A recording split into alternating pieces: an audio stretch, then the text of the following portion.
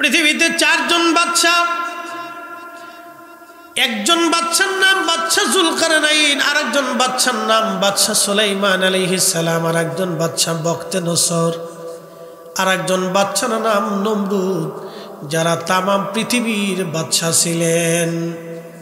কিন্তু দুইজন মুসলিম বাদশা আল্লাহ বানিয়েছিলেন তামাম পৃথিবীর। তার একজন বাদশার নাম বাদশা যুলকারনাইন। সুলাইমান আলাইহিস সালাম আসারও হাজার হাজার বছর আগে আল্লাহ বাদশা যুলকারনাইনকে তামাম পৃথিবীর বাদশা বানিয়েছিলেন। বাদশা যুলকারনাইনের আগে যিনি বাদশা ছিলেন তার নাম নমরুদ। এই নমরুদে 1000 বছর পৃথিবীতে বেঁচে ছিল। এই নমরুদ তামাম পৃথিবীর বাদশাই আল্লাহ তারে দিয়েছিলেন।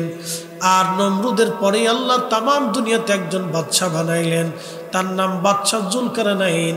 তে সূর্যের উদয় যেখান থেকে হয় একবারে সেই শেষ সীমানা পর্যন্ত তিনি গিয়েছিলেন। আসতে হয়ে গেল না? সুবহানাল্লাহ। আজও পর্যন্ত বিজ্ঞানের পক্ষে সম্ভব হয় না, যে আজও পর্যন্ত সম্ভব হয়নি। সূর্যের উদয় যেখানে হয় জাপান সাগর, কি সাগর? জাপান সাগর। সূর্যের উদয় যেখানে হয় একবারে উদয় স্থল এবং অস্ত যেখানে যায়, যেই সাগর থেকে সূর্যটা ডুবে চলে যায়, যেখান থেকে ডুবা দেখা যায় একেবারে শেষ প্রান্ত পর্যন্ত আল্লাহ বাদশাহ যুলকারনাইনকে নিয়েছিলেন। তামাম পৃথিবী সফর করেছেন তিনি। তামাম পৃথিবীর মালিক আল্লাহ তারে বানিয়েছিলেন। সারা পৃথিবীর বাদশা ছিলেন, 120 হাত লম্বা ছিলেন। তো উনি যদি আজকে এখানে আসতো, আমরা কি মনে করতো? মনে করতো সব পিঁপড়ে, সব কটার এক মুঠের ভিতরে ধরে লইয়া হবিগঞ্জ যাইতে মনে 2-3 ঘন্টা লাগতো না? কি কর, 2-4-5 কদম দিলি চলে যেত জায়গা। তোরা থাক। সারা পৃথিবীর বাদশাহী করেছিলেন। বলেন দুনিয়াতে থাকার সুযোগ ছিল? কোন বর্ণনায় আসছে 1000 বছর বেঁচে ছিলেন। পৃথিবীতে কি ছিলেন না মারা গেছেন? মারা গেছেন, থাকতে পারেন না। খুব মনোযোগ দিবেন। এই বিশাল পৃথিবী সুনিয়ন্ত্রণ ভাবে যিনি নিয়ন্ত্রণ করেন তিনি আমার রব। 13 লক্ষ পৃথিবী এক জায়গা করলে যত বড় হবে একটা সূর্য তত বড়, একটা সূর্য তত বড়। এই সূর্যটা একটা জগতের মধ্যে বাস করে, জগতের নাম সৌরময়, জগতের নাম আপনার মিল্কওয়ে ছায়াপথ। আমরা যে জগতের মধ্যে বাস করি এটার নাম সৌরজগৎ। সূর্যকে কেন্দ্র করে যতগুলি জগৎ আছে, সূর্যকে কেন্দ্র করে পৃথিবী আছে, চাঁদ আছে, আরো যতগুলি গ্রহ উপগ্রহ আছে, এই সবগুলিকে কেন্দ্র বলা হয় সৌরজগৎ। সৌরজগৎটা আর একটা জগতে বাস করে, এটার নাম মিল্কওয়ে, বাংলায় বলে ছায়াপথ। এই ছায়াপথের ভিতরে একটা নক্ষত্র আছে, সেই নক্ষত্রের নাম হচ্ছে black hole. Black hole, black হোলটা শুধু অন্ধকার, এখানে আলোর কোনো ব্যবস্থা নাই, শুধু অন্ধকার, আধার আর আধার আর আধার, শুধু অন্ধকার আর অন্ধকার। এখানে কোনো আলো নাই, কোনো আলো নাই, শুধু অন্ধকারে ব্ল্যাক হোল। ব্ল্যাক হোলটা কত বড় বলে দিয়ে যায়, 13 লক্ষ পৃথিবীর সমান একটা সূর্য। এইরকম 200 কোটি সূর্য যদি এক জায়গা করা হয়, 200 কোটি সূর্যকে যদি এক জায়গা করা হয় আর ওই ব্ল্যাক হোলের রাডারের আওতার মধ্যে ছেড়ে দেওয়া হয়, মাত্র 2 মিনিটের মধ্যে 200 কোটি সূর্য হারিয়ে যাবে, খুঁজে পাওয়া যাবে না। ব্ল্যাক হোল তার রাডারের টান দিয়ে তার পেটের মধ্যে নিয়ে চলে যাবে। এই ব্ল্যাক হোলটা যদি এত বড় হয়, ব্ল্যাক হোলের মতো আরো 10,000 কোটি নক্ষত্র দিয়ে আমার আল্লাহ একটা মিল্কওয়ে ছায়াপথ বানিয়ে রেখেছেন। এই ছায়াপথের মতো আরো মহাবিশ্ব, মহা আসমানে আরো 10,000 কোটি মহাবিশ্ব আছে। একবার জোরে বলা যাবে আল্লাহু আকবার। সুনিয়ন্ত্রণ ভাবে ভাবে এই সব কিছু নিয়ন্ত্রণ কে করে? যেমনি বলতেছেন মনে ডরাইতেছেন যে এটা কি করে সম্ভব, বলেন কে করে? একসাথে বলেন রবকে, রবকে, মালিককে। সেজদা কাকে দেব? ইবাদত কার হবে? জিকির কার হবে? আইন কার মানব?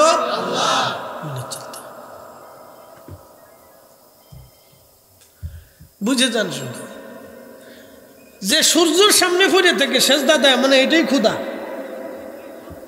এবারটা বুকা। কি কথা কর না? যে সূর্যের সামনে পড়ে থাকে সেজদা দিয়ে এটা বুকা, ভাবে এই সূর্যই ক্ষুধা। কেউ সাগরের পূজা করে, কিসের পূজা? আচ্ছা সাগর ছাড়া কি আর পানি নাই? আছে। মনে করে এই সূর্য আলো দেয় এটাই আমার ক্ষুধা। যে সূর্যের পূজা করে সে ভুলের মধ্যে আছে বুকা। 13 লক্ষ পৃথিবী এক জায়গায় করলে সূর্যটা তত বড় হবে, কিন্তু ব্ল্যাক হোলের রাডারের মধ্যে সূর্য চলে গেলে 200 কোটি সূর্য নিশ্চিহ্ন হয়ে যাবে ব্ল্যাক হোলের কাছে। তার অর্থ সে বুঝাইতে চায় সূর্য আলো দেয় বেদায়িক, সূর্য ক্ষুধা। তাহলে সূর্যটা যে ব্ল্যাক হোলের রাডারের মধ্যে পড়ে ধ্বংস হয়ে গেল, তাহলে যে তারে ধ্বংস করলো তারে ক্ষুধা মানো না কেন? তার মানে পৃথিবীর যাহা আছে সব ধ্বংসশীল, পৃথিবীর যত জীবন আছে সব মরণশীল। আর মরণশীল আর ধ্বংসশীল সে কেউ ক্ষুধা হতে পারে না। কি কথা কন না কেন? মরণশীল ধ্বংসশীল কেউ ক্ষুধা হতে, কথা কন না, কেউ ক্ষুধা হতে পারে না। তিনি ক্ষুধা হবেন। আল্লাহু লা ইলাহা ইল্লা হুয়াল হাইয়ুল কাইয়্যুম লা তাখুযুহু সিনাতুন ওয়া লা নাওম। তুমি রহমান, তুমি মেহেরবান, বলেন তুমি রহমান, তুমি মেহেরবান।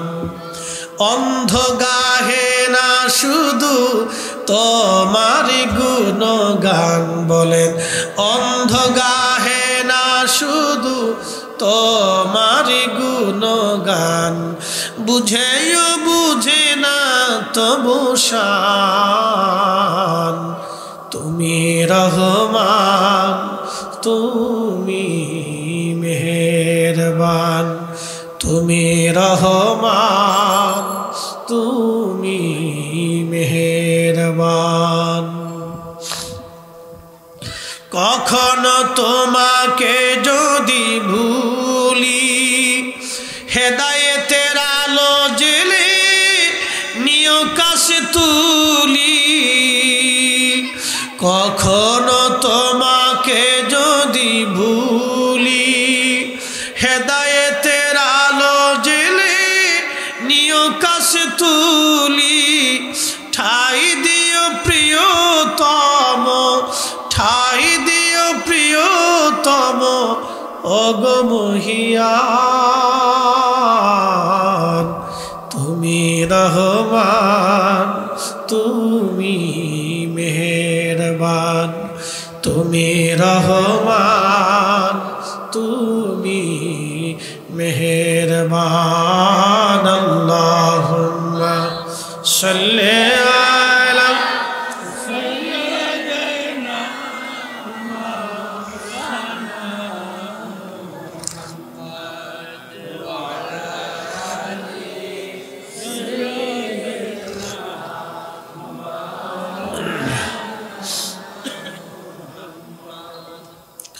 প্রিয় হবিগঞ্জবাসী,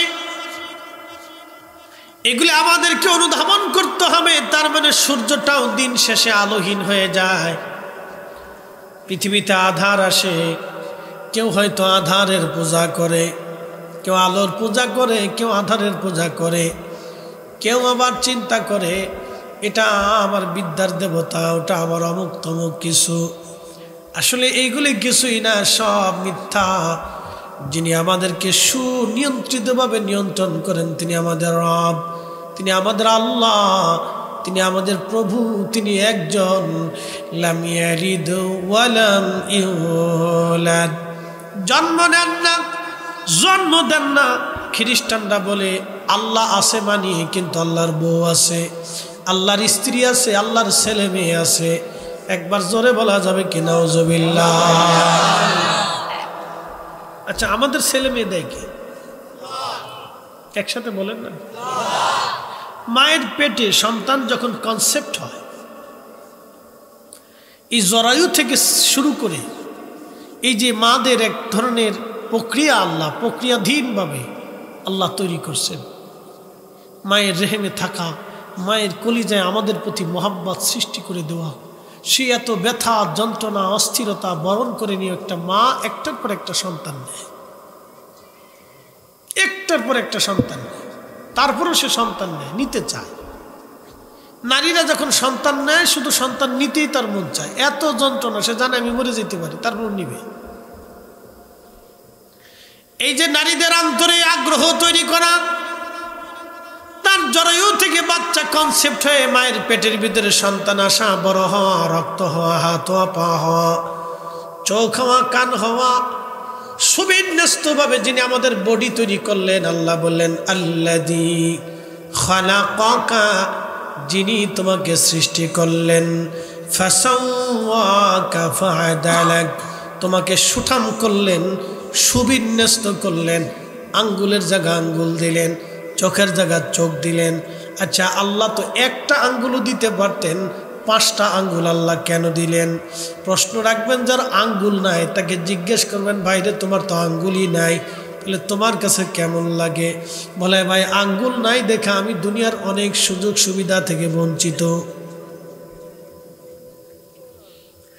যদি চোখ না থাকতো, অন্ধকে জিজ্ঞেস করবেন অন্ধ তোমার কাছে দুনিয়া কেমন? বলবে পৃথিবীর অনেক সুযোগ সুবিধা থেকে আমি বঞ্চিত। যার পা নাই তাকে জিজ্ঞেস করবেন হে ল্যাংড়া পাবিহীন, বলো পৃথিবীটা দেখতে তোমার কাছে কেমন? সে বলবে আমার পা নাই, আমি পৃথিবীর বহু সুযোগ সুবিধা থেকে আমি বঞ্চিত।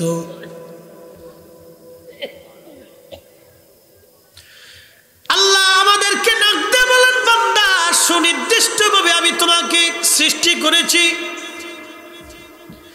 ফি আইয়ি সূরাতিন মা শাআ রাক্কাবাক, আমি যেইভাবে চেয়েছি সেইভাবে তোমাকে সুরত দিলাম। দেখেন একটা মানুষের সাথে আর একটা মানুষের কোনো চেহারার মিল নাই।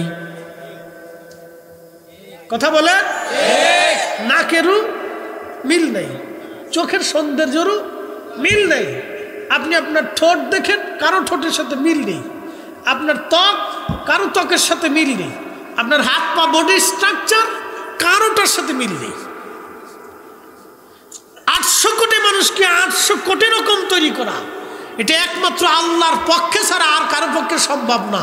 যেই বলুক আমি এই খোদা, হে খোদা, সে খোদা, এটারে মানি, সূর্যের সামনে, পাথরের সামনে, মাটির সামনে, ওই গাছের সামনে, পাহাড়ের সামনে, সূর্যের সামনে, সমুদ্রের সামনে, সেজদার মধ্যে ফিরে যদি এটাই খোদা, তাহলে বোঝা যাবে এর মতো ব্যাকুব পৃথিবীতে আর কেউ নাই।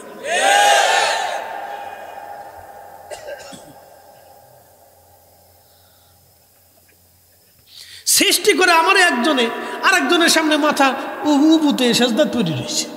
শয়তান হাসে, দিদি বলো আমার সেই তো বলো, কি কথা কর না কেন?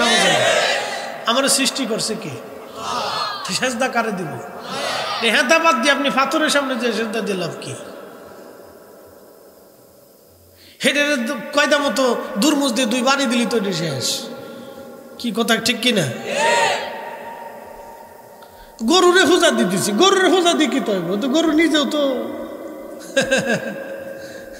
নিজের সুশান তো নিজে সুস্থতেই পারে না, তো বেটা সে পূজা দিয়ে কি দাও? গরু দুধ দেয়, দুধ কি গরু দেয় বেটা? গরুরে যিনি বানাইছেন ওই গরু কত কেজি দুধ দিবে, কতটুকুন দিবে, দুধের লজ্জত কেমন হবে, স্বাদ কেমন হবে, ওটা ওই আল্লাহ সৃষ্টি করে দিছে। আমি গরুরে পূজা দিয়ে কি তা করতাম? এই জন্য আল্লাহ কোরআন শরীফে বলতেছেন ইয়া আইয়ুহান নাস, ইয়া আইয়ুহাল ইনসান। আল্লাহর কথা কত চমৎকার। ইয়া আইয়ুহাল ইনসানু মা গাররাকা বিরাব্বিকাল কারীম। আল্লাহু আকবার। হে মানব জাতি, কিসে তোমাকে আল্লাহ থেকে জুদা করলো বলো? কিসে তোমাকে আল্লাহ থেকে জুদা করলো বলো? কে তোমাকে আমি রব থেকে তোমাকে জুদা করলো বলো? কে তোমাকে আমি রব থেকে তোমাকে জুদা করে ফেললো বলো, আলাদা করলো বলো? কেন তুমি আমি আল্লাহকে আল্লাহ মানো না? কে তোমাকে জুদা করলো বলো?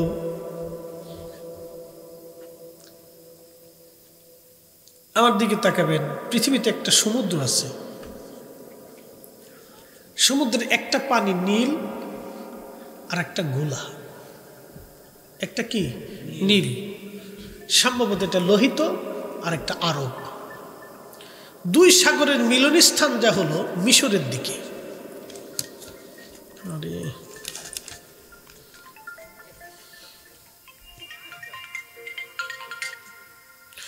দুই সাগরের মিলন স্থান হচ্ছে মিশরে। কোরআনে আল্লাহ বলছেন মারওয়াজাল বাহরাইনি ইয়ালতাকিয়ানি বাইনাহুমা বারজাখুল লা ইয়াবগিয়ান।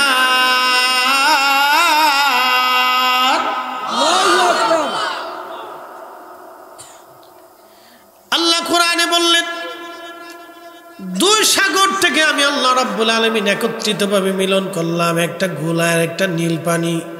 নীল পানি ঘোলা পানির মধ্যে যায় না, ঘোলা পানি নীল পানির মধ্যে যায় না। দুই সাগরের মধ্যে আল্লাহ রেখা টেনে দিলেন।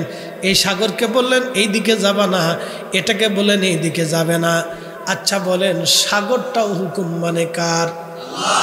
আল্লাহ। যারা সাগরের পূজা দেয় তারা ভুলের মধ্যে আছে।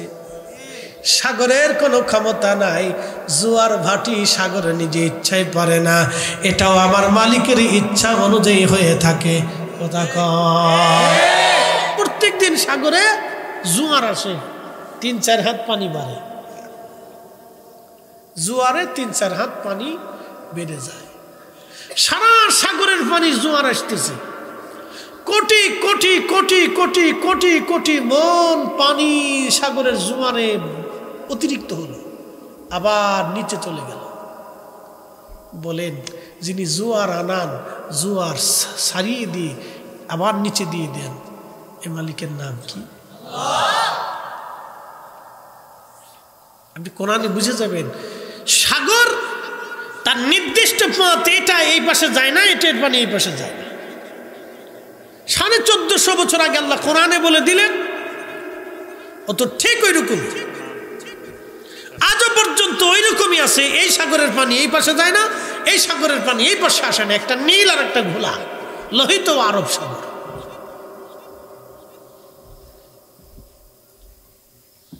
তাহলে সাগর হুকুম মানে কার? সাগর হুকুম মানে আল্লাহর। প্রিয় উপস্থিতি হবে গানবাসী,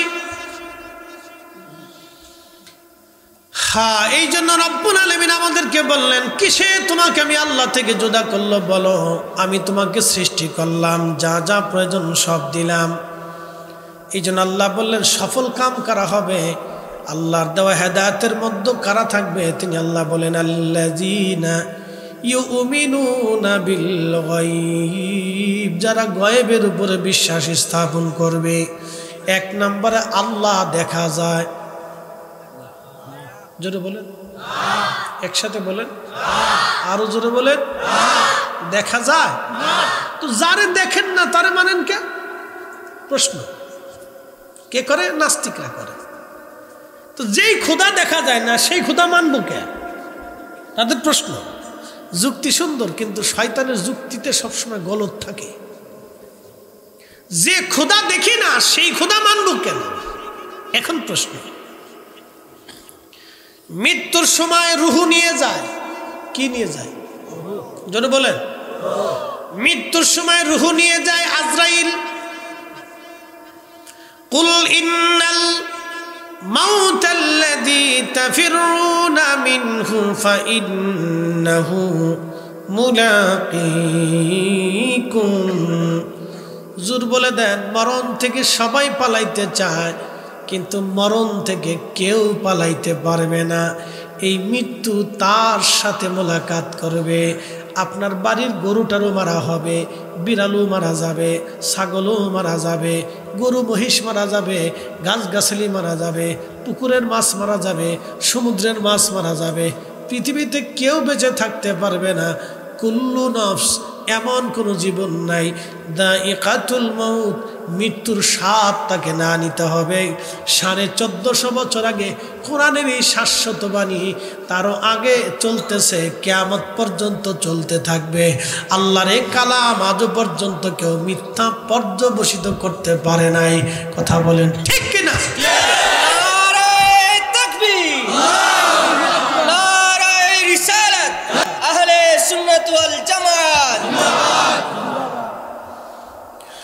হাবিগামবাসী মনোযোগ দিবেন। প্রত্যেকটা জীবনের মরণ হবে, কোন জীবন বেঁচে থাকতে পারবে না। মালাকুল মউতের কাছে ধরা পড়তে হবে। নাস্তিক বলে যে খোদা দেখি না, সেই খোদা মানি না। নাস্তিকরে বলবে নাস্তিক তুমি তোমার নিজেকে দেখছনি? প্রশ্ন করবে আমি নিজেকে, বলে তোমার বডিটা তো মৃত্যুর পরে তোমার রুহ চলে যায়, বডি তো পড়ে থাকে। তো বডি তো আর তুমি না, তোমার ভিতরে যিনি তুমি হলো অরিজিনাল তুমি। বডিটা মাত্র স্ট্রাকচার। কি কথা কন না কেন? বডি মৃত্যুর পরে বডি পড়ে থাকবে, বডি তো তুমি না। বডির ভিতরে যিনি তিনি, এই রুহটা তো তুমি নিজে, তুমি অরিজিনাল। এই রুহটাকে নিয়ে যাওয়ার জন্য আল্লাহ ফেরেশতা পাঠাবেন, তার নাম মালাকুল মউত আজরাইল। আচ্ছা বলেন তো, আপনাদের চোখের সামনে দাদা মারা গেল, বাবা মারা গেল, গ্রামবাসী মারা গেল, আত্মীয় স্বজন মারা গেল, তাদের বডির ভিতর থেকে রুহটা নিয়ে যাওয়া হলো। আচ্ছা রুহ কি যিনি নিলেন আজরাইল তাকে কি দেখা গেছে? যেই রুহুটাকে কি দেখা গেল? কিন্তু রুহুটাকে নিয়ে যাওয়া হলো। আল্লাহ ডাক দিয়ে বললেন সুম্মা, ভালো করে বুঝবেন, আল্লাহর একটা কথার ভিতরে ঝুট পাবেন না। সুম্মা তুরাদ্দুনা ইলা আলিমিল গায়বি ওয়াশ শাহাদাত, অতঃপর তোমরা আমি আল্লাহর কাছে আসবা, আমি আল্লাহর কাছে আসবা। তোমার গোপনে ওপেনে সব আমি জানি। ফায়ুনাব্বিউকুম বিমা কুনতুম তা'মালুন, এবং তুমি জীবনে যাহা কিছু করছো না কেন সমস্ত আমলগুলি আমি আল্লাহ তোমারে হাসরের মাঠে কবরের জিন্দেগিতে সব আমি আল্লাহ তোমারে দেখাবো। আমি সব তোমাকে দেখাবো বান্দা, কোনো কিছুই বাকি রাখবো না, সব দেখাবো। আমি তোমাকে সব দেখাবো বান্দা, কোনোটাই গোপন রাখবো না। মনোযোগ দিবেন। তাহলে আমরা সবাই ফিরে যাব কার কাছে? একসাথে বলেন কার কাছে? আমার বডি যাবে না রুহু যাবে? জোরে বলেন। বাইরের জন না ভিতরের জন? জোরে বলেন। ভিতরে যিনি তিনাকে নিয়ে যাওয়া হবে। তাহলে তিনি ছিল কোথায়? তিনি রুহের জগতে। রুহের জগৎ থেকে তিনাকে ঢুকানো হলো মায়ের পেটের ভিতরে, আমার বডির ভিতরে। 120 দিনের মাথায় আমার রুহটা আমার দেহের ভিতরে ফিট করে দেয়া হলো। কতদিন বেঁচে থাকবো আল্লাহ তা লিখে দিলেন। আল্লাহ লিখে দিলেন, আল্লাহ লিখে দিলেন আমি কতদিন পৃথিবীতে বেঁচে থাকবো। আল্লাহর বিধানের বাহিরে 1 সেকেন্ড সময় পৃথিবীতে থাকার আর কোনো সুযোগ আমাদের নাই। বিশ্বাস আছে? যদি তা না করেন তাহলে বলে দেন বাবার সামনে ছেলে কবরে যায় কে? ছেলে তো বাবার পরে মরার কথা, কিন্তু বিধান কার? জোরে বলেন কার? রোগীর সামনে ডাক্তার মরে যায়, ডাক্তারের সামনে রোগী মারা যায়। বাবার কোলের মধ্যে ছোট্ট ছেলেটা মারা যায়, মায়ের কোলের মধ্যে ছোট্ট মেয়েটা মরে যায়। প্রিয় উপস্থিতি, খুব মনোযোগ দিবেন। আল্লাহর আইনের বাহিরে এক সেকেন্ড পৃথিবীতে থাকার আমাদের আর কোনো সুযোগ নাই, কোনো রাস্তা নাই। তাহলে আমাদের ভিতর থেকে যিনি চলে গেলেন তাকে নিয়ে গেলেন মালাকুল মউত। যাকে যিনি চলে গেলেন তাকে দেখা গেল না। দেখা গেছে? আমি মরার সময় আমার রুহ যখন চলে যাবে আপনারা কি দেখতে পারবেন? এটা কি মুখ দিয়ে বের হইলো, না নাক দিয়ে বের হইলো, না কান দিয়ে চলে গেল, না অঙ্গ প্রত্যঙ্গের কোথায় দিয়ে, হাত দিয়ে, নখ দিয়ে, চামড়ার ভিতর দিয়ে কোথা দিয়ে গেছে আপনি কেউ বলতে পারবেন না। কিন্তু চলে গেছে সত্য। চলে গেছে সত্য। জোরে বলেন, চলে গেছে। ওনাকে নিয়ে যা হলো, যিনি নিছে তিনিও সত্য। কথা বোঝেন নাই? যিনি নিছেন তিনি কি সত্য। কে নিছে? মালাকুল মউত আজরাইল। তাকে নিয়ে গেছে, সেও সত্য। যার হুকুমে নিল আমার রব, সেও সত্য। যেই জগতে নিল আলমে বারজাক, রুহের জগৎ, নূরের জগৎ, সেটাও সত্য। কি কথা কন ঠিক কিনা? তাহলে ইসলাম সত্য, আল্লাহর কথা প্রত্যেকটাই সত্য। আমার রাসূলের জীবনে কোনোদিন মিথ্যা বলে নাই, আমার রাসূলও সত্য। কথা কন ঠিক না? ইয়াকিন রাখতে হবে খুব মজবুত। আমাদের ইয়াকিন দুর্বল হয়ে যাইতেছে, যার কারণে বিভিন্ন বদ আকীদা আমাদের ভিতর ঢুকতেছে, নানান বদ আকীদা। আপনাদেরকে ইয়াকিন খুব মজবুত রাখতে হবে। খুব মনোযোগ দিবেন। আপনাকে ইয়াকিন মজবুত রাখতে হবে। ইয়াকিন দুর্বল হলে বিরাট বড় কঠিন অবস্থা হবে। নাস্তিকদের প্রশ্নে কোনো সত্যতা নাই। তারা বলল যে খোদা দেখি না, খোদা কেমনে মানবো? তুমি তোমার নিজেরই কোনোদিন দেখলা না, খোদা দেখবা কেমনে? কি কথা বুঝেন নাই? মনে হয় নিজেরে ভিতরে যিনি আছেন ওনার দেখা গেছে? দেখা যায়নি। তো বললো হুজুর ওনাকে এবং দেহকে আলাদা কেমনে করেন? আলাদা করি ওইভাবেই, আপনি মরে গেলে দেহ পড়ে থাকবে, ভিতরে জন চলে যাবে, এই জন্য আলাদা করতেছি। কারণ আপনি মারা যাওয়ার পরে আপনার বডি পড়ে থাকবে। যদি দুটোটাই এক হইতো, বডি এবং রুহ যদি একই হইতো, তাহলে দেহ এবং রুহ সহ আল্লাহ নিয়ে যাওয়ার কথা। কি কথা ঠিক কিনা? কিন্তু দেহ রুহ তো একসাথে যায় না, রুহ আগে চলে যায়, দেহ কবরে দেওয়া হয়, এটা পয়সা করলে শেষ হয়ে যায়।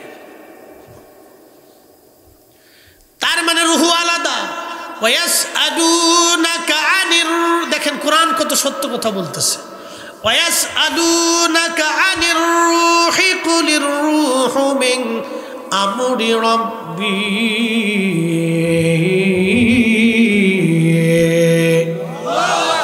হুজুর রূহ সম্পর্কে মানুষের আপনাকে প্রশ্ন করে, রূহ কি, কি দিয়ে বানানো, কখন তৈরি, কবে আইলো, কবে গেল, কি আসে এই বিষয় রূহ সম্পর্কে আপনাকে মানুষেরা জিজ্ঞাসাবাদ করে। ইয়া রাসূলুল্লাহ আপনি বলে দেন, কুলির রূহু মিন আমরি রাব্বি।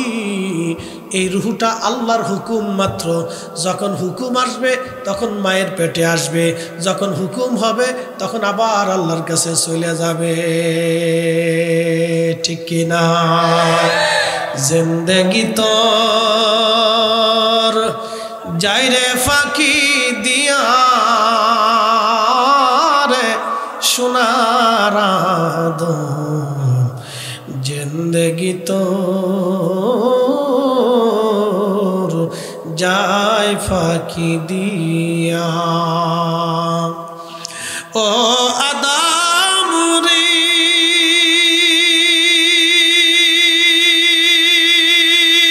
পাগে ধরিয়া গেছে দাড়ি, দন্ত বাসে গোটা চারি।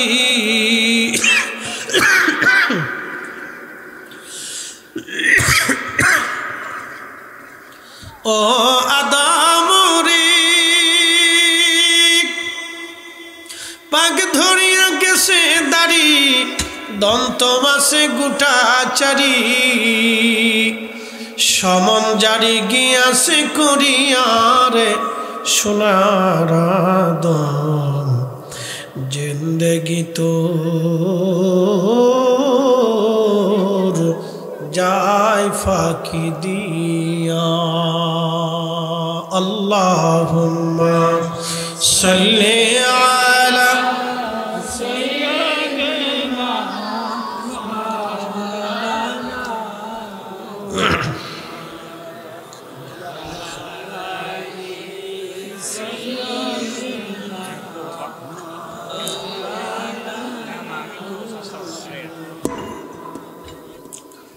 বুঝতে কি কোনো অসুবিধা হচ্ছে?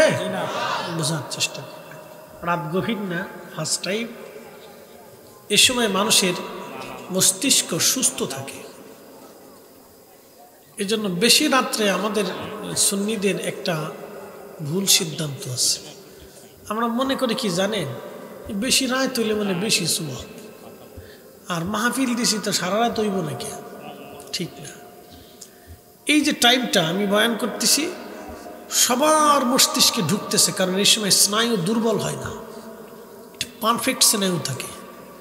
যত রাত আসবে তত ক্লান্তি আসবে। ক্লান্তিটা কে দিছে?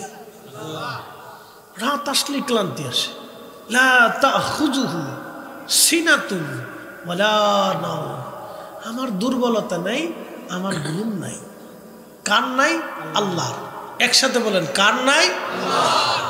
আমাদের পৃথিবীতে ডাঙ্গার উপরে সবচেয়ে শক্তিশালী প্রাণীর নাম হাতি, বাঘ অথবা সিংহ, নাকি বলেন? এগুলো শক্তিশালী না?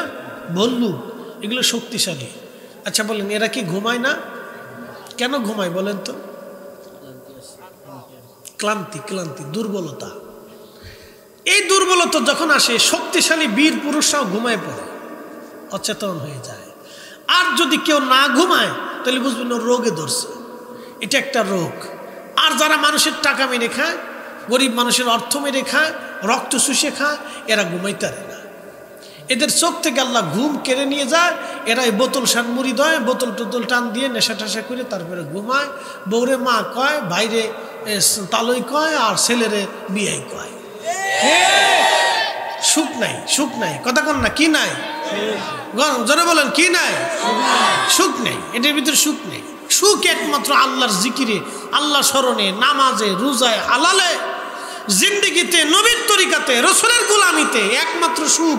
এছাড়া আর কোনো সুখ নাই। কথা কন না, ঠিক কিনা? কোনো সুখ নাই, কোনো শান্তি পাবেন না। আল্লাহর কসম করে বলতেছি, কোনো শান্তি নেই। হাজার হাজার কোটি টাকার মালিক, সুখ নাই। একদিক দিয়ে বউ কিলের, একদিক দিয়ে হুলাই কিলের, একদিক দিয়ে মাইয়ে বাস। বলে কারণ কি? দেখেছে মেয়ে বয়ফ্রেন্ড একটা নিয়ে গেছে বাসায়। বাবা জিগে, কে? বলে আমার বয়ফ্রেন্ড। আমি নাম দিছি কুত্তা ফ্রেন্ড। বলা ফাঁস হাসিস কে? যেই নারীর বয়ফ্রেন্ড থাকবে ওরে বিয়ে করা যাবে না। এই ভালো করে বুঝে যেতে হবে। হাইল হেল খেলে হে কে চলে যায়, পরে তার মন থাকবেন না। যেই মেয়ে বয়ফ্রেন্ড করে, যে আমার এটা বয়ফ্রেন্ড, ফ্রেন্ড ফ্রেন্ড, আমি নাম দিচ্ছি কুত্তা ফ্রেন্ড। কুত্তার যেমন ফ্রেন্ড হয় না, কুত্তা কুত্তির কোনো ফ্রেন্ড চলে না। ও কাতি মাত আসলেও জায়গা মতো চলে যায়। কথা বুঝতে হবে। কোনো নারীর বয়ফ্রেন্ড হতে পারে না, আর কোনো পুরুষের গার্লফ্রেন্ড থাকতে পারে না। কথা বল, ঠিক কিনা? হারাম, বেহায়াপনা। ও নারী বেলজ্জা, বেহাইয়া। আল্লাহ রাসূল বলছে, বেহায়া নারী আল্লাহর জান্নাতে যাবে না। কি সব আজেরে বাজেরে আমার দেশে ঢুকছে আল্লাহ জানে। ছি ছি ছি ছি, লজ্জা শরম সব খেয়ে ফেলছে একবারে। শরম লজ্জা কিচ্ছু নেই। মানুষের তো একটু চক্ষুষ লজ্জা থাকার দরকার। চোখের লজ্জাটা হারাই গেছে বাপ। দিন শেষে আমরা মানুষ। যদি বলেন আমরা কি? একসাথে বলেন, কি? মানুষ। আমরা শিল কুত্তা না, জঙ্গলি প্রাণী না, আমরা মানুষ। মানুষকে মানুষের মতো থাকতে হবে। আমরা জঙ্গলার প্রাণী না, আমরা মানুষ। মানুষকে মানুষের মতোই থাকতে হবে। মানুষ কেন অর্ধ উলঙ্গ থাকবে বলেন তো? কেন মানুষ অর্ধ উলঙ্গ থাকবে? কারণটা কি? মানুষকে আল্লাহ দিছে পোশাকে, মানুষ সুন্দর। কথা ঠিক কিনা? পোশাকে কি সুন্দর, মানুষ পোশাকে সুন্দর। অন আপনি কাপড় চোপড় খুলে ল্যাংটায় দাঁড়ান তো, এনে দাঁড়া করে দিই, কেমন দেখা যায়? হ্যাঁ, কেমন দেখা যাবে? আপনি একটু দাঁড়ান তো। আপনি ল্যাংটা স্যাংটায় কাপড় চোপড় খুলে এখানে দাঁড়ান, দেখবেন যে আপনাকে কেমন বিচ্ছিরি দেখা যায়। আপনার চেহারা যত সুন্দরী হোক, ফর্সা যত সুন্দরী হোক, আপনি ল্যাংটায় দাঁড়ান, আপনাকে বিচ্ছিরি দেখা যাবে। পোশাকে মানুষ সুন্দর, এই জন্য পোশাক সুন্দর হতে হবে। পোশাকে মানুষ সুন্দর।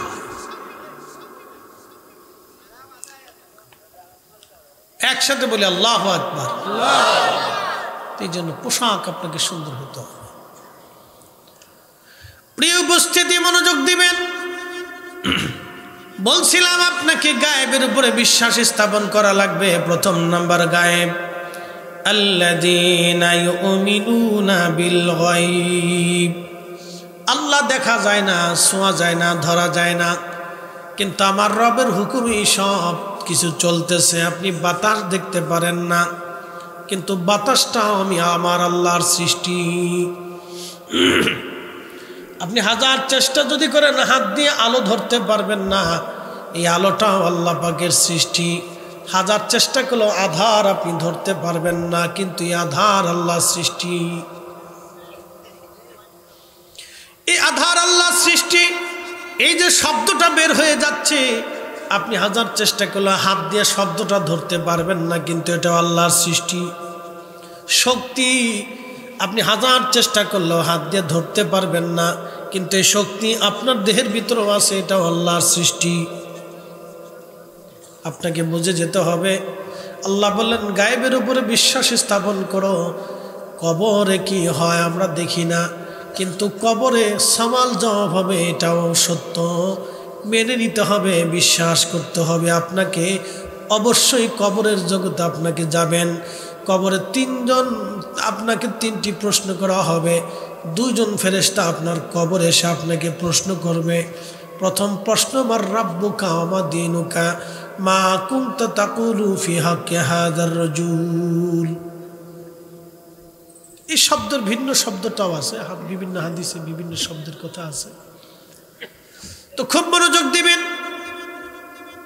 প্রশ্ন 3টা ঠিক।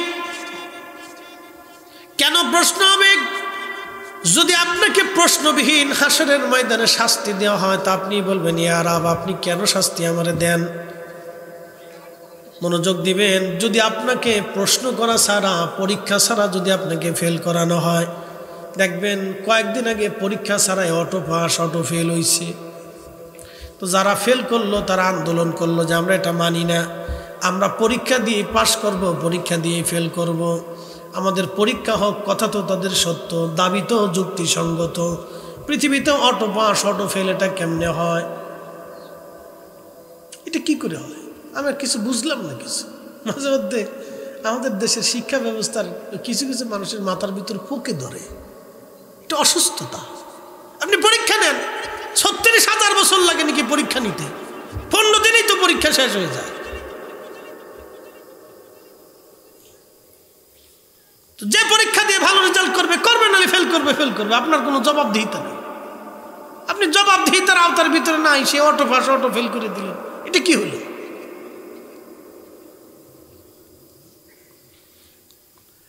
এই জন্য কিয়ামতের ময়দানে আল্লাহর মানব বান্দারা যাতে বলতে না পারে রব্বুল আলামিন আপনি আমাদেরকে অটো পাস করাইলেন, অটো ফেল করলেন, সেটা কেমন হলো? এই জন্য আল্লাহ প্রশ্নের জন্য পরীক্ষা করাবে।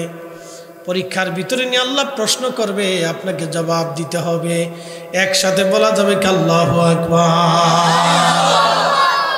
বুঝতে পারছেন? আপনার অন্তরে আসতে পারে যে হুজুর আল্লাহ তো জানে জান্নাতে হবে না জাহান্নামে, তো প্রশ্নের দরকার কি?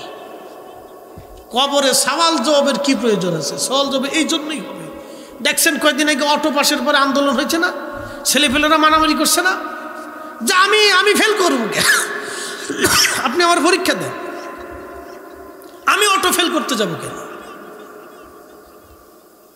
আমি কেন অটো পাস করতে যাব? আমাকে অটো পাস কেন করাইলেন?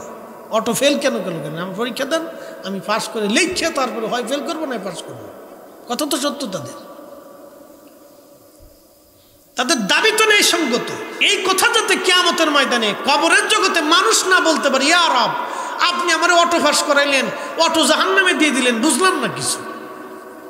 এই জন্যই আল্লাহ পরীক্ষা করাবে, পরীক্ষা নিবে এবং প্রশ্ন করবে, তুমি জবাব দাও। তখন জবাব না দিতে পারলে আল্লাহ নিজেই বলবে বান্দা তুমি তো দিতে পারো নাই। আল্লাহর হিকমতটা বুঝছেন? বুঝে যেত। কবরে প্রশ্ন হবে, সওয়াল হবে, জবাব দিতে হবে। আপনাকে 3টে জবাব আপনাকে দিতে হবে। মার রাব্বুকা, আপনার রবকে। এখন আপনি দুনিয়াতে রবের একটা আইনও আপনি মানেন নাই, একটা হুকুমও মানেন নাই। আল্লাহর কোরআনে যেটা হালাল করেছে আপনি হালাল মানেন নাই, যেটা হারাম করেছে সেটা হারাম আপনি মানেন নাই, যেটা আদেশ করেছে সেটা করেন নাই, যেটা নিষেধ করেছে সেটা ছাড়েন নাই। এখন বলেন আপনি কি করে আল্লাহকে সেই দিন বলবেন আপনি রব আমার, রব্বি আল্লাহ? অথচ সারা জীবনে আপনি কোরআনের হালালকে হালাল মানেন নাই, হারামকে হারাম মানেন নাই, বৈধকে বৈধ মানেন নাই, যেটা হুকুম করছে সেটা করেন নাই, যেটা নিষেধ করছে সেটা ছাড়েন নাই। তাহলে কবরে আপনি কি করে জবাব দিবেন মার রাব্বুকা? আপনি বলবেন রাব্বি আল্লাহ, আমার রব আল্লাহ। আপনি দুনিয়াতে আল্লাহ মানেন নাই, তো কবরে জবাব কি দিবেন? কি যুক্তিসঙ্গত কথা আছে কিনা এটাই বুঝে যেত। এই জন্য যদি জবাব আপনাকে দিতে হয় তাহলে আপনাকে অবশ্যই আল্লাহর দেওয়া বিধান জীবনে পরিপূর্ণভাবে মেনেই কবরে যেতে হবে। এরপরে প্রশ্ন, ওমা দীনুকা, তোমার দিন কি, তোমার ধর্ম কি? আপনি বলবেন ইসলাম। আপনি ইসলামের খুঁটিনাটি বিষয় মানেন নাই, ইসলামের আকীদা বিশ্বাস আপনার মধ্যে ছিল না, আপনার বিশ্বাস ছিল অন্যটা। এই জন্য কবরের মধ্যে প্রশ্নের জবাব, যারা ইসলামের বিধিবিধান, আইন কানুন, নিয়ম কানুন এবং আকীদা বিশ্বাস মেনে নিতে না পারবে তারা কবরে একটাও জবাব দিতে পারবে না। এরপরে আসবে মা কুনতা তাকুলু ফি হাক্কি হাদার রাজুল, আমার রসুলকে দেখানো হবে, আমার নবীকে দেখা বলা হবে এই ব্যক্তি সম্পর্কে তোমার আকীদা বিশ্বাস কি ছিল তুমি বলো, তুমি জীবনে এই লোক সম্পর্কে কি বলতা তুমি বলো। এই জন্য রিসালাতের গুরুত্ব, তাওহীদের পরে রিসালাতের গুরুত্ব বড় মজবুত গুরুত্ব। এই কোরআনে আল্লাহ বললেন ইয়া আইয়ুহাল্লাযীনা আমানু আমিনু বিল্লাহি ওয়া রাসূলি, হে ঈমানদার ঈমান আনো। ঈমানদারকে আল্লাহ আবার ঈমান আনতে বলছে, ঈমানদারকে আল্লাহ আবার ঈমান আনতে বলছে। একিনটাকে তুমি আরো দৃঢ় করো, তোমার ঈমানকে আরো মজবুত করো। বিল্লাহি, আমি আল্লাহর উপরে, ওয়া রাসূলিহি, আমার রাসূলের উপরে। একসাথে বলা যাবে না আল্লাহু আকবার? আল্লাহর পরেই নবী, জোরে বলেন আল্লাহর পরে, জোরে বলেন আল্লাহর পরেই, একসাথে বলেন আল্লাহর পরেই, আল্লাহর পরেই। এই রসুলকে ছোট করে দেখার কোনো সুযোগ নাই। কি কথা কন না কেন? এই রসুলের কোনো কিছুকে ছোট করে দেখার কোনো সুযোগ, ছোট করে দেখবেন তো মরবেন, ছোট করে দেখবেন তো বিপদে পড়বেন, ছোট করে দেখবেন তো ধ্বংস হয়ে যাবেন। আপনি ঠিক বললেও ঠিক, না ঠিক বললেও ঠিক, আপনি বুঝলেও ঠিক, না বুঝলেও ঠিক, মানলেও ঠিক, না মানলেও ঠিক, এর উপরে কোনো ঠিক নেই, এটাই ঠিক। আল্লাহকে যেইভাবে মানবেন রসুলকে সেইভাবেই মানবেন। বলে হুজুর কোন দলিলে? এই কোরআনে আল্লাহ ফায়সালা দিয়েছেন মাইয়ুতির রাসূলা ফাকাদ আতা আল্লাহ, নবী মানলে আল্লাহ মানা হয়ে যায়। একসাথে বলবেন আল্লাহু আকবার। নবী মানলে, জোরে বলেন নবী মানলে, নবী মানলে, নবীর গোলামি করলে আল্লাহর গোলামি হয়ে যায়। কি কথা কন না কা? আর ভাই সাহেব না উনি এসে শিরিকের ব্যাখ্যা দিয়েছে, নবীর গোলামির কথা বলে শিরিক হয়ে যায়। পুরো মৌলবী সাহেব, মৌলবী সাহেব, নবীর গোলামি করলে আল্লাহর গোলামি হয়ে যায়। রসুলের জন্য জীবন দিলে আল্লাহর জন্য জীবন দেওয়া হয়ে যায়।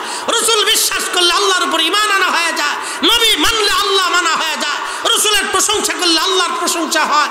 রসুলের আদর্শ মানলে আল্লাহর আদর্শ মানা হয়ে যায়।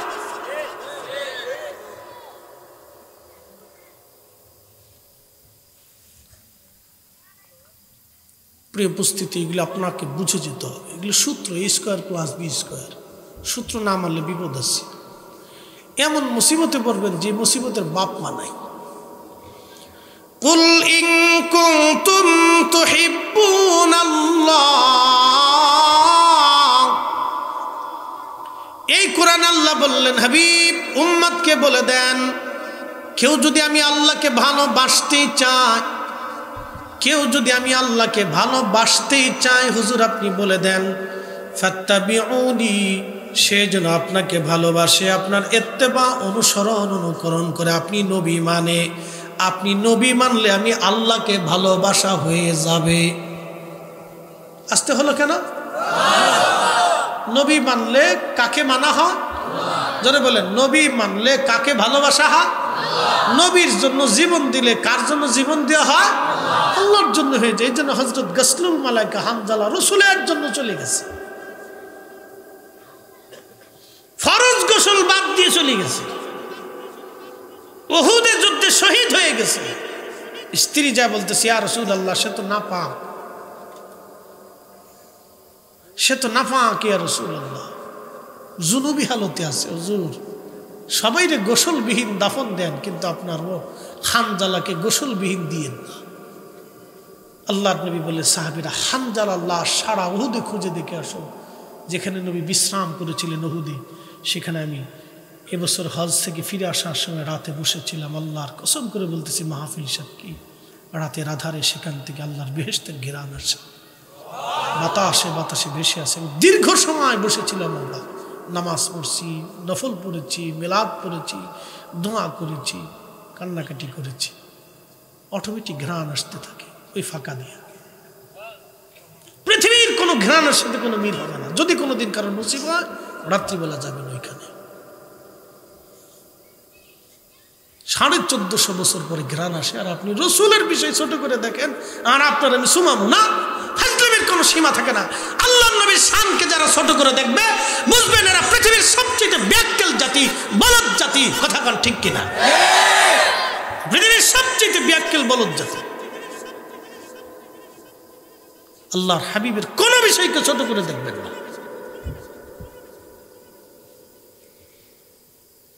প্রিয় উপস্থিতি, খুব মনোযোগ দিবেন। রাসূলের মহব্বতে উহুদে চলে গেলেন গাসলুল মালায়েকা হানজালা। আল্লাহর ফেরেশতারা আসমানে নিয়ে গেল। আসমানে নিয়ে যাওয়ার পরে ফেরেশতারা হাউজে কাউসারের পানি দিয়ে তারে গোসল দেওয়াইল। পৃথিবীতে আর কোনোদিন কারো নসিবে এমন গোসল হবে না। পৃথিবীতে আর কখনো কারো নসিবে এমন গোসল হয় নাই যে গোসলটা হানজালার হয়েছিল। শুধুমাত্র রসুল প্রেমের কারণে, রসুলে আল্লাহর হাবিবের কোনো বিষয়কে, মহাব্বতের কোনো বিষয়কে ছোট করে দেখাটা এটা চরম বুকামি, বেদাত বেদাত বইলে চিল্লা ফাল্লা করা। বোঝা গেল এইগুলি সব কটাই বলদ ব্যাককেল। কথা বলেন ঠিক কিনা?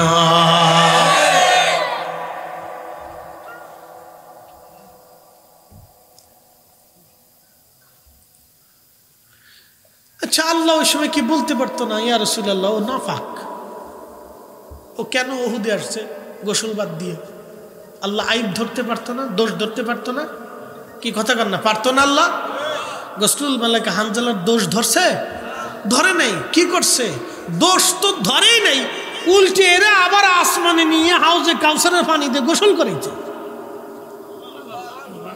একসাথে বলেন, একসাথে বলেন। তার মাজার জান্নাতুল বাকিতে, উহুদে তার মাজার নেই, জান্নাতুল বাকিতে তাকে দাফন করা হয়েছে।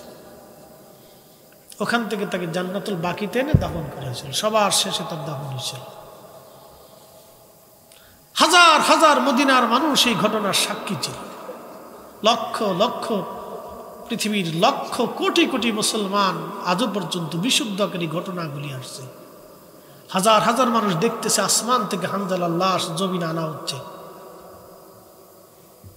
জমিনে নামানো হলো, জমিনে নামলো, তখন তার পুরা শরীর পানিতে ভিজা ছিল।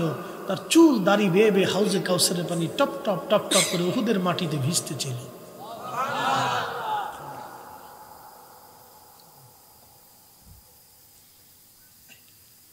তো হাজার হাজার মানুষ দেখছে, প্রত্যেকটা সাহাবী দেখছে, বাচ্চারা দেখছে, পুরুষরা দেখেছে, মহিলারা দেখছে। সে আসমান থেকে নামতেছে, তার শরীর থেকে পানি টপ টপ করে ঝরে ঝরে ঝরে ঝরে পড়তেছে। আপনি আল্লাহ রসুলের শানকে ফু মেরে উড়িয়ে দিতে চান, ছোট করে দেখতে চান, এটা কোন মানসিকতা?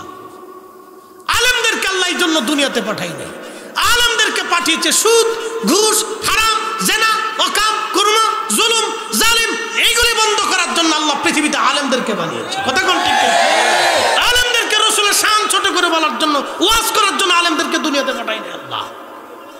ফাজলিমের একটা সীমা থাকা উচিত। এই জন্য আল্লাহ আলেমদেরকে দুনিয়াতে পাঠাই নাই।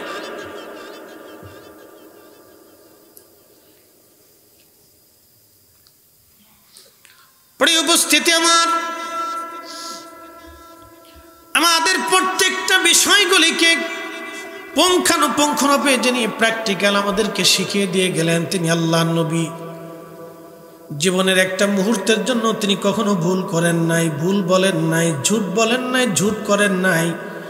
একটা চুল পরিমাণও যার শরীরে, আল্লাহর নবীর চুল পরিমাণও যার শরীরে কোনো দুর্নাম ছিল না। তিনি রাহমাতুল লিল আলামিন, তিনি সাইয়্যিদুল মুরসালিন। জবাবে শিকওয়ার মধ্যে তিনি লিখেছেন, বলেছেন এইভাবে, কে ওয়াফাতুনে মুহাম্মদ সে তু হাম তেরে হে, ये जा चीज ही किया लौह कलम तेरे হে। তুমি যদি নবীর গোলাম হও, কুল মাখলুক তোমার গোলাম হয়ে যাবে। একসাথে বলা যাবে না মারহাবা? তুমি যদি নবীর গোলাম হও, কুল মাখলুক তোমার গোলাম হয়ে যাবে। কাজী নজরুল লিখেছেন, আল্লাহকে যে পাইতে চায় হযরতকে ভালোবেসে, আরশ কুরসি লৌহ কলম না চাহিতেই পেয়েছে সে।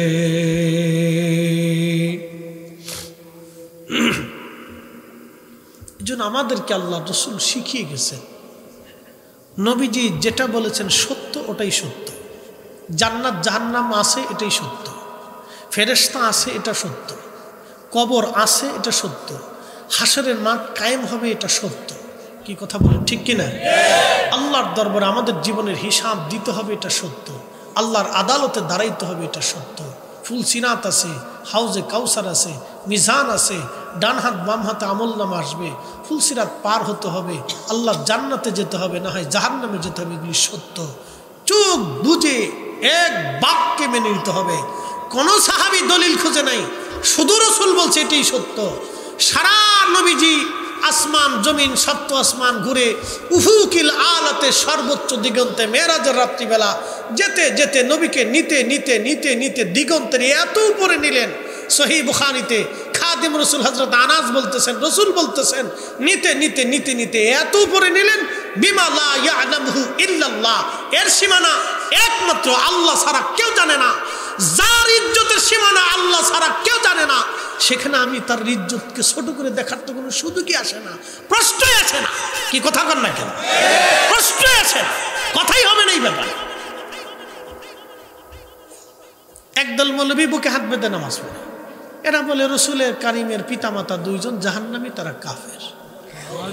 আচ্ছা বলেন তো, এই দুষ্ট শয়তানগুলির কি আল্লাহ পৃথিবীতে পাঠাইছে নবীর আব্বা আম্মারে কাফের বানায় জাহান্নামে পাঠানোর জন্য? এটার লাগে হেরে দুনিয়াতে পাঠাইছে আল্লাহ। হেরের লেগে আল্লাহ এদেরকে আলেম বানাইছে নাকি বলেন? হ্যাঁ, আল্লাহ তাদেরকে আলেম বানাইছে। হালাল হারাম, বৈধ অবৈধ, জালিম জুলুম, মানুষ যাতে দিন দুনিয়া বুঝে, আখেরাত বুঝে, আল্লাহর দিকে ফিরে আসে, সেই জন্য আল্লাহ তাদেরকে দুনিয়াতে পাঠাইছে। নবীর আব্বা আম্মা জাহান্নামে না জান্নাতে, ওই চিন্তা করে তোরে তো আল্লাহ দুনিয়াতে পাঠাইছে। শয়তান কোথাকার নিজের ইমান নষ্ট করতেছে, আরো 10 জনের ইমান ধ্বংস করে দিচ্ছে। কথা বলেন ঠিক কিনা? আর আপনাদের দেশে, আমাদের দেশের কিছু যুবকরা তো টোপ গিলে গিলে খাচ্ছে। বাপরে বাপ, বিরাম শাইখে মাদানি সব, বাপরে বাপ, শাইখ চকচক করে শাইখ নাকি? বেলাল রাদিয়াল্লাহু তাআলা আনহুর চেহারা কি চকচক করতো? কি কথা বলেন না কেন? তার চেহারা কি চকচক করতো? না, চেহারা চকচক করে নাই, মারতে মারতে পিঠের চামড়া উঠিয়ে ফেলে দিয়েছে। চেহারা চকচক করে নাই, গরিবত্ব অভাবে, দিনহীন ক্ষুধার্তে চেহারা মলিন হয়েছিল, ভেঙে গিয়েছিল, জীবন যুদ্ধে অনেক রক্ত হারিয়েছিল, ক্ষুধার যন্ত্রণায় দিনের পর দিন মসজিদ নববীতে উবুদ হয়ে পড়ে থাকত। তারপরে রসুলের কদম মুবারক সারে নাই। আল্লাহ রসুল বলেছেন, আমার বেলাল হাসরের ময়দানে দাঁড়াবে, সমস্ত মুয়াজ্জিনরা আমার বেলালের পিছনে দাঁড়াবে।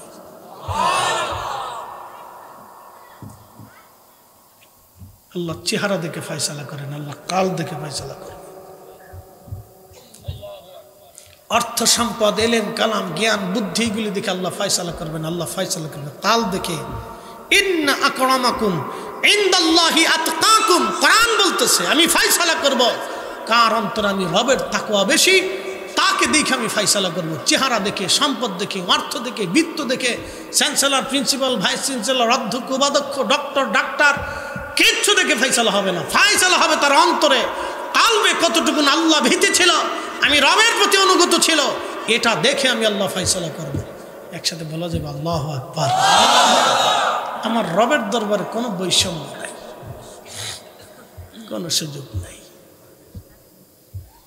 বিরাট বড় ডক্টর, ও ছাতা কিয়ামতের ময়দানে ফেরেশতারা ফিডাইতে ফিডাইতে ল্যাংটা করে জাহান্নামে পড়াবে। অনেক বড় ডক্টর ফিডাইতে ফিডাইতে জাহান্নামে দিবে। আবার রিকশাওয়ালা, দিন মজুর হাসতে হাসতে আল্লাহর জান্নাতে চলে যাবে। এটা আল্লাহর ফয়সালা। এই জন্য আল্লাহটা বুঝে যেতে হবে। আপনি কি বুঝে একিন রেখে, ইমান রেখে যেতে হবে। যদি না বুঝেন তাহলে মহা বিপদ। আল্লাহ আমাদের প্রত্যেকের কবুল করুন, সকলে বলে না আমিন। পুরা ব্যাখ্যা করতে গেলে সারা রাত চলে যাবে, পুরা রাত চলে যাবে ব্যাখ্যা করতে করতে। আচ্ছা ঠিক আছে, আচ্ছা তো ঠিক আছে। এখানে তো ভিন্ন লেখা। আচ্ছা যা হোক, আমরা কিছু কথা শুনলাম, এর উপরে দৃঢ় বিশ্বাস একিন রাখা যাবে না ইনশাল্লাহ। আল্লাহ আমাদেরকে কবুল করুক বলে না আমিন। মানুষ হইয়া ভবেতে আসিয়া মানুষের করিলাম কি,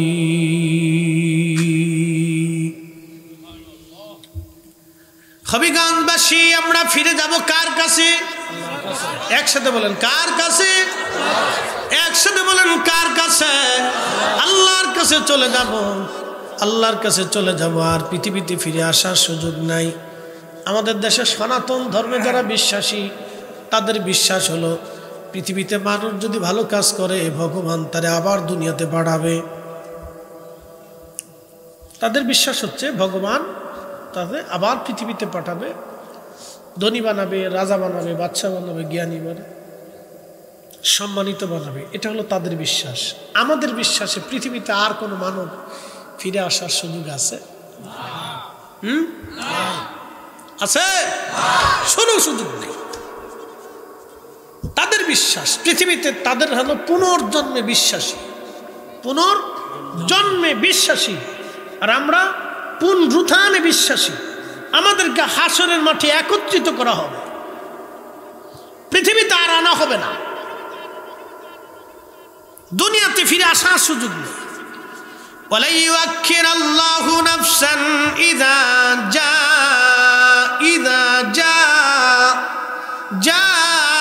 আজালুহা। হায়াত শেষ হলে পৃথিবী থাকতে পারবে না, আর একবার পৃথিবী থেকে কবরে চলে গেলে আর ফিরে আসতে পারবে না। আল্লাহর ফয়সালা।